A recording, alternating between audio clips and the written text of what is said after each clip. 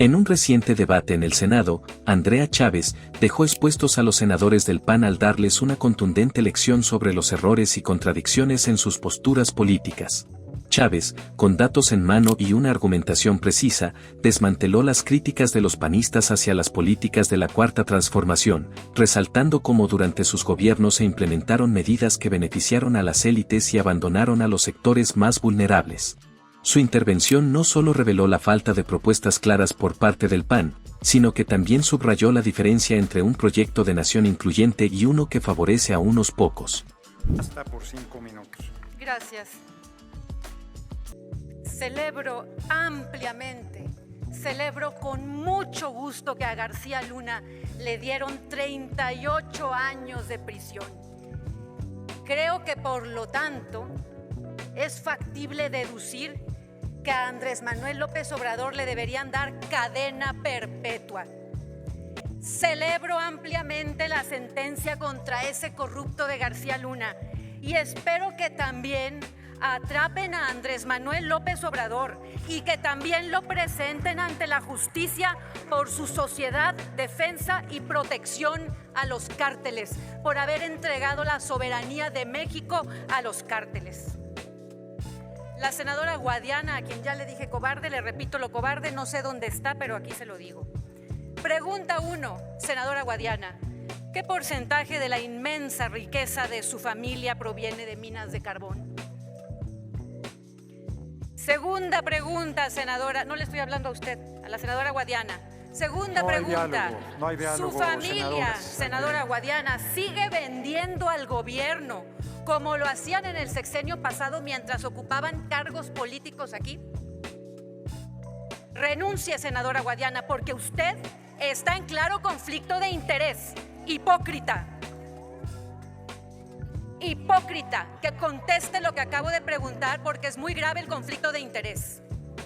Mexicanos, esto es alarmante. El nefasto estatismo que destrozó a nuestro país el siglo pasado está de regreso para repetir la tragedia. El gobierno se abulta y pesa más sobre el pueblo. El segundo piso de la cuarta deformación de Morena es el estatismo, el control y la radicalización de la nomenclatura por encima de los individuos.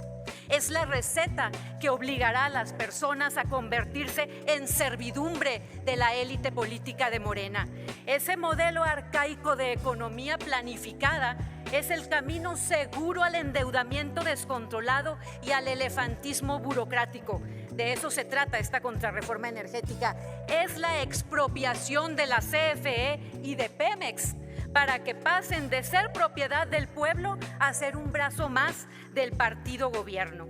La CFE y Pemex deberían ser productivas, fuera de toda la charlatanería ideológica de ustedes, los zurdos ignorantes. Su lógica tendría que ser la económica, esa que no obedece doctrinas engañosas de Morena, sino las razones científicas y útiles para la gente. La reforma bolivariana de Morena desmantela la soberanía y captura a las empresas productivas del Estado para hacerlas órganos de manipulación política y riqueza de unos cuantos politiquillos de Morena. Pemex y CFE ya no van a seguir la lógica de la oferta y la demanda, sino los caprichos políticos del régimen. Pemex ya no se va a concentrar en exportar petróleo a quien mejor lo pague, sino en darlo, regalarlo a las dictaduras parásitas como la cubana. ¿Qué va a pasar cuando fracasen esas empresas, esas locuras estatistas de Morena? Los burócratas corruptos de Morena van a volver a robar todo lo que puedan y van a distribuir las deudas y las pérdidas entre los mexicanos. El estatismo nunca ha sido otra cosa más que la captura de la riqueza por parte de políticos en el poder. El estatismo es el robo perfecto, quitarle al pueblo a nombre del pueblo para mantener controlado al pueblo. Por más que hoy México entre en una etapa de Morena oscurantista, socialistoide, contraria al conocimiento científico, sé que encontraremos la salida, pues los verdaderos amantes de la libertad, Telles García, por favor. los verdaderos amantes de la libertad nunca dejaremos de luchar para que la soberanía de México deje de estar en manos de los cárteles en donde la dejó Morena. ¡Ánimo, mexicanos! Apenas empieza la lucha contra esta mafiocracia. Muchas gracias. Con su permiso, ciudadano presidente, energías limpias, pero en algunos casos negocios sucios. Y se dejó de lado a la Comisión Federal de Electricidad como si no produjera energías limpias. Esto lo dijo Andrés Manuel López Obrador. El dictamen que vamos a aprobar hoy es una pieza clave para seguir construyendo el segundo piso de esta cuarta transformación, ya que gobiernos anteriores al nuestro se encargaron de generar un retroceso para perjudicar al pueblo de México. Les doy unos ejemplos.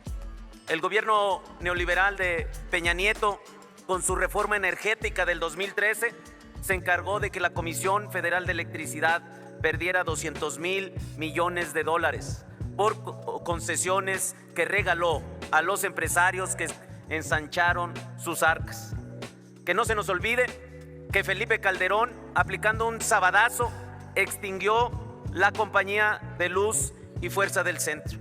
¿Y qué decir de Vicente Fox, cuando promovió el uso de la energía nuclear, firmando compromisos internacionales que nunca cumplió? Esos golpes a la Constitución y al pueblo mexicano fueron un retroceso histórico a la gran ventaja energética que el presidente Lázaro Cárdenas nos había legado aquel 18 de marzo de 1938. Actualmente, más de 4.8 millones de hogares consumen leña o carbón para calentar agua y alimentos. Más de 1 millón de personas no tienen electricidad, en la mayoría en las zonas rurales. 13 millones de personas calientan su comida con el fuego de leña. Esto significa, senadoras, senadores, que más del 30% de la población vive en pobreza energética, sin poder tener mejores condiciones de vida, sin servicios energéticos modernos, desde la refrigeración, iluminación y comunicación. Esta gente se ve afectada en su salud, educación, oportunidades de trabajo, economía y en el desarrollo de sus hijos. Todo esto va en contra de los derechos humanos. Por eso es importante esta reforma, para que todas las mexicanas y mexicanos tengan derecho de disfrutar de los recursos que el país nos otorga naturalmente. Los tecnócratas prianistas nos heredaron una generación eléctrica del 62% por parte de las empresas particulares. Hoy lo vamos a cambiar para fortalecer a la Comisión Federal de Electricidad y brindar precios muy bajos a los consumidores. Esta reforma va a poder ayudar con muchos y va a evitar los apagones que desde el 2021 ocurrieron con la alza de precios de combustible. Las empresas privadas apagaron sus centrales y la Comisión Federal tuvo que salir al rescate para satisfacer la demanda de energía. Esa crisis le costó a la empresa estatal 75,000 millones de pesos. Hoy renacionalizamos a la Comisión Federal de Electricidad como empresa pública del Estado para volver a dotarla de fuerza y productividad que le quitó el periodo neoliberal. A pesar de lo que se dice de esta mal llamada oposición, la Comisión Federal de Electricidad ha producido en el último sexenio el 56% de las energías limpias de este país. Además de los bajos precios en la electricidad, con esta reforma crearemos una gran infraestructura para brindar a toda la población internet gratuito, empezando por las zonas donde se asientan los pueblos y comunidades indígenas, las escuelas, plazas públicas y donde existan personas en situación de vulnerabilidad. Esta cuarta transformación está derribando el neoliberalismo rapaz que ustedes, piranistas, siempre lo enquistaron, regalaron la electricidad, el petróleo e incluso las vías de transporte ferroviario, pero hoy ya las recuperamos. Nosotros tenemos una visión nacionalista, queremos que el pueblo sea el verdadero dueño de sus recursos. Ya voy a terminar, presidente. Con esta reforma constitucional estamos construyendo un mejor futuro para las y los mexicanos. Estamos rompiendo la brecha de desigualdad y reconociendo los derechos humanos. Hoy lo estamos cumpliendo por el pueblo y para el pueblo de México. Los legisladores de esta cuarta transformación vamos por esta reforma. Muchas gracias. Y que viva México. Gracias, senador Monreal Ávila. Habrá que tener capacidad de síntesis. Bueno, primero creo que no es buena costumbre ignorar al elefante en medio de la sala. Yo nunca voy a defender lo indefendible y estoy en una posición en la que sostengo que sí es una vergüenza lo que sucedió con García Luna y es correcto que el que la hizo la pague. Dicho lo anterior, respecto del dictamen que nos ocupa, 4 ideas. La primera, lo que no es la reforma de hoy. Y lo digo porque sí noté a muchas diputadas y diputados de todos los partidos en la discusión de la colegisladora, pues francamente extraviados hablando de gas, de petróleo, de hidrocarburos. Por cuanto vea eso, la reforma de 2013 está intocada.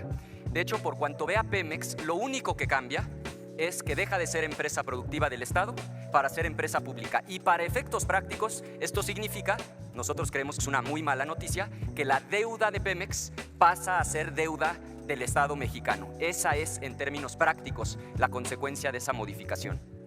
Segundo, lo que sí es esta reforma, efectivamente prohíbe las concesiones en materia de litio y efectivamente establece que la actividad del gobierno, por cuanto vea Internet, no constituirá monopolio.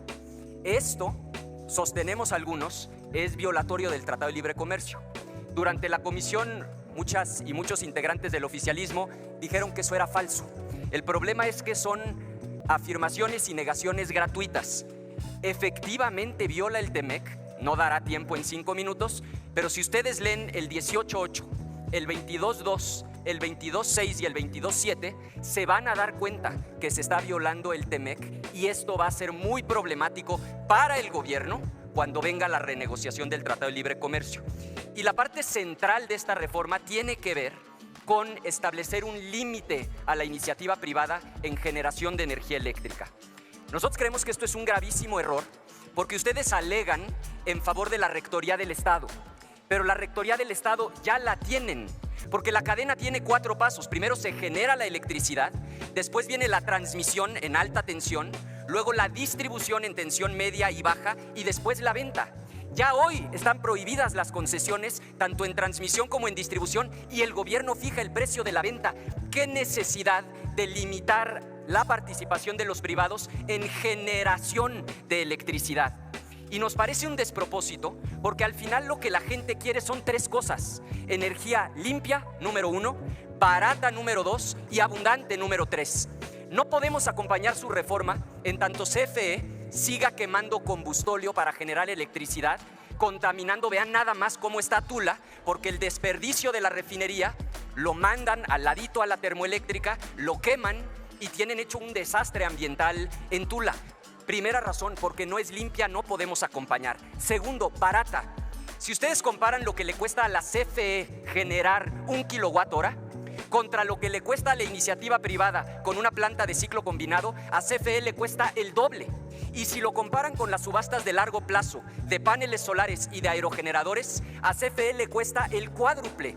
La gente no quiere rollos ideológicos, la gente quiere que baje el precio de la luz en su recibo. Y lo que ustedes hoy están proponiendo va en sentido contrario, porque sale más caro el kilowatt hora generado por la CFE que lo que cuesta con plantas de ciclo combinado y utilizando la energía del sol y el viento. Y finalmente, porque necesitamos energía abundante. Hoy no hay suficiente energía. 1, hay apagones.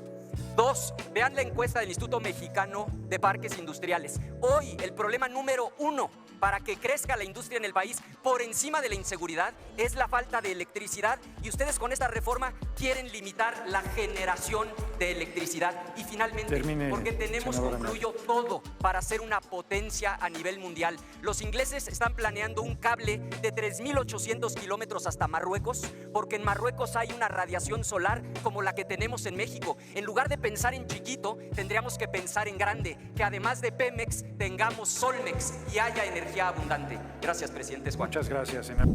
Si quieren estar siempre al tanto de lo más reciente sobre la Cuarta Transformación, este es su canal. Aquí les traemos las noticias más importantes, análisis profundos y todo lo que necesitan saber sobre el avance de nuestro país.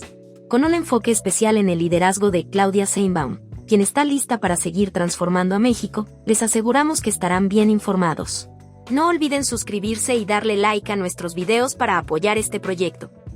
Gracias, presidente. Quiero felicitar la congruencia ideológica que hoy Acción Nacional manifiesta, y es que nos habían acostumbrado a otra cosa, porque un día se despertaban medioambientalistas, al otro día defensores de derechos humanos, feministas, pero bueno, hoy no. Hoy sí son lo que dicen ser. Hoy sí son congruentes con su historia. Hagamos memoria. ¿Sabrán ustedes por qué se fundó el PAN? Precisamente para oponerse a la expropiación petrolera de Lázaro Cárdenas. Demos un brinquito en el tiempo. ¿Se acuerdan de quién era el secretario de Energía en el sexenio de Vicente Fox cuando subió el precio de la electricidad en un 90%? Felipe Calderón. ¿Se acuerdan a dónde se fue a trabajar Felipe Calderón? Inmediatamente dejó la presidencia de la República. Al Consejo de Administración de Avangrid, empresa filial de Iberdrola, de la cual cobró 10 millones de pesos. Pero claro, en estos días seguramente se le irá la luz, se le irá el internet y no se va a posicionar sobre los 38 años a los que acaban de sentenciar a prisión a su mano derecha, Genaro García Luna. ¿Se acuerdan con los votos de qué partido se aprobó la reforma energética de Peña Nieto y además en qué condiciones? Porque con ustedes no todo es ideológico. En muchas ocasiones, en la mayoría diría yo, es metálico. Precisamente por eso el pueblo ya no se toma con seriedad sus opiniones en materia eléctrica, porque cuando hicieron la reforma energética con moches y sobornos de por medio, prometieron que la luz bajaría de precio y subió en un 30%. Con Pemex y con CFE ustedes hicieron un rompecabezas. Separaron en muchas piezas los distintos procesos de su actividad, buscando entregar al mercado las etapas más rentables y condenando al Estado mexicano, es decir, al pueblo de México, a asumir el costo de los procesos deficitarios que permitían a los privados multiplicar sus ganancias. Es enfermizo, es injusto, es francamente repugnante. Si las y los mexicanos somos titulares de la enorme riqueza energética de nuestra patria, ¿por qué las familias mexicanas deben pagar 10 veces más cara la luz que Oxxo, subvencionando con su recibo las ganancias de grandes empresas transnacionales a través de mecanismos como el de las sociedades de autoabasto? ¿Cómo le voy a explicar a una señora, a un señor que tiene una tendita de barrio en una esquina, que apenas tiene un ventilador, un refrigerador, que tiene que pagar 10 veces más cara la luz que un Oxxo que tiene los anaqueles completamente iluminados, un montón de refrigeradores y su escaparate publicitándose iluminado las 24 horas del día? Ustedes no entienden ni valoran la riqueza eléctrica real que tienen nuestras empresas. Por ponerles un ejemplo, la CFE dispone de 900,000 kilómetros de redes de distribución que podrían dar la vuelta al mundo casi 80 veces. ¿Por qué creen que las grandes transnacionales querían quedarse con el sistema eléctrico mexicano? Porque estamos hablando de casi 90 años de inversión pública con un valor incalculable que, según estimaciones, rondaría los miles de billones de pesos. ¿Por qué habríamos de vender eso? Si es de nuestros padres, de nuestras abuelas, de nuestros hijos, de nuestras nietas.